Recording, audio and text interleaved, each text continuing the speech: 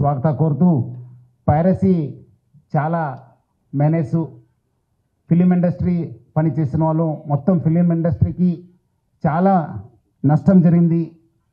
ఇక్కడే కాదు, దేశంలో కాదు, ప్రపంచవ్యాప్తంగా కూడా చాలా పీడిస్తున్న సమస్య పైరసీ.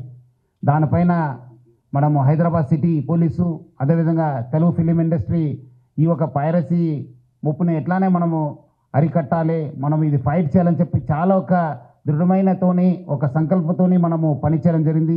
దీని ఒక భాగంగానే ఈరోజు ఒక మాస్టర్ మైండ్ మన ఎమ్మిడి రవి ఈ ఐబొమ్మ బొప్పం టీవీ అని చెప్పి మీ అందరు కూడా తెలుసు. ఈజ్ అ మాస్టర్ మైండ్ని మనం మొన్నే అరెస్ట్ చేయడం జరిగింది. సో ఆమె ఆల్రెడీ అంతకుముందే మనకు ఆగస్ట్ నెలలో 30వ తారీఖు మనం ఒక Telugu film chamber of commerce ఇచ్చిన ఒక కంప్లైంట్ పైన మనము కేసు రిజిస్టర్ కావడం జరిగింది.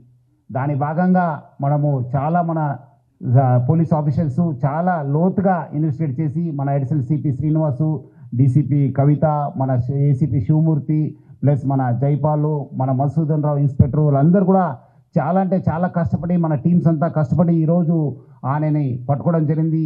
ఆమె చాలా అంటే చాలా లోతుగా ఈ ఒక్క పైరసీ పైన ఆమె వ్యవహారం నడుస్తున్నారు. ప్లస్ చాలా కూడా ఫైనాన్స్ కూడా చాలా ఇండస్ట్రీ కూడా చాలా నష్టం చేయడం జరిగింది. సో ఈ ఒక కేసు కాకుండా